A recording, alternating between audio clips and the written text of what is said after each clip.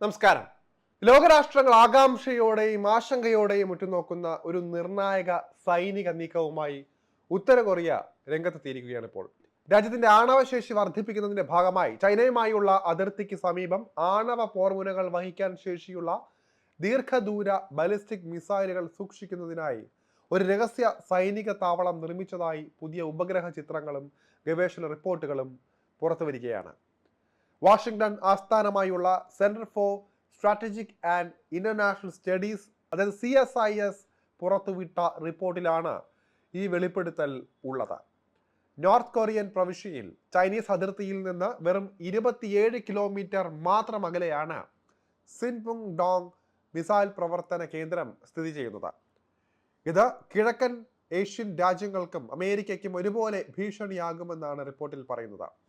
ഈ താവളത്തിൽ 6 മുതൽ 9 വരെ ആണവശേഷിയുള്ള ഭൂഖണ്ഡാന്തര ബലിസ്റ്റിക് മിസൈലുകളും അവയുടെ വിക്ഷേപണ സംവിധാനങ്ങളും ഉണ്ടായിരിക്കാൻ സാധ്യതയുണ്ട് എന്നും പഠനം മുന്നറിയിപ്പ് നൽകുന്നുണ്ട്.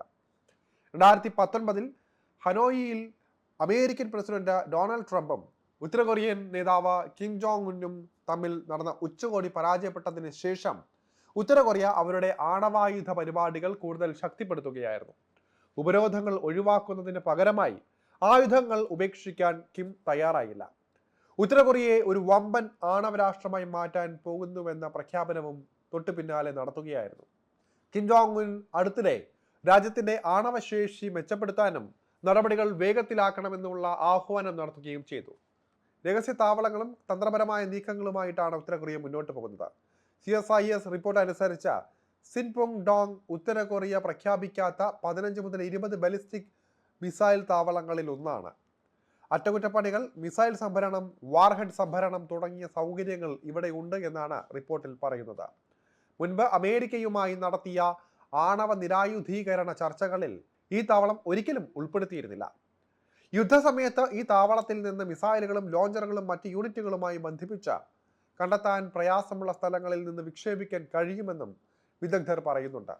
ഇത് ഉത്തര കൊറിയയുടെ വികസിച്ചുകൊണ്ടിരിക്കുന്ന തന്ത്രപരമായ ആണവ പ്രതിരോധത്തിന്റെയും ആക്രമണശേഷിയുടെയും പ്രധാന ഘടകമാണ്.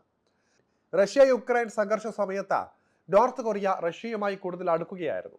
ദക്ഷിണ കൊറിയൻ പാശ്ചാത്യ രഹസ്യാന്വേഷണ ഏജൻസികളുടെ റിപ്പോർട്ടുകൾ പ്രകാരം 2024 ഉത്തര കൊറിയ 10,000-ലധികം സൈനികരെ റഷ്യയിലേക്ക് അയച്ചിട്ടുണ്ട്. പീരങ്കി ഷെല്ലുകൾ, മിസൈലുകൾ, റോക്കറ്റ് സംവിധാനങ്ങൾ എന്നിവയും അവർ റഷ്യയ്ക്ക് നൽകിയിട്ടുണ്ട്. യുക്രൈനിലെ യുദ്ധം അവസാനിപ്പിക്കാൻ അടുത്തിടെ ട്രംപ് റഷ്യൻ യുക്രൈനിയൻ നേതാക്കളുമായി ഉന്നതതല ചർച്ചകൾ നടത്തിയിരുന്നു.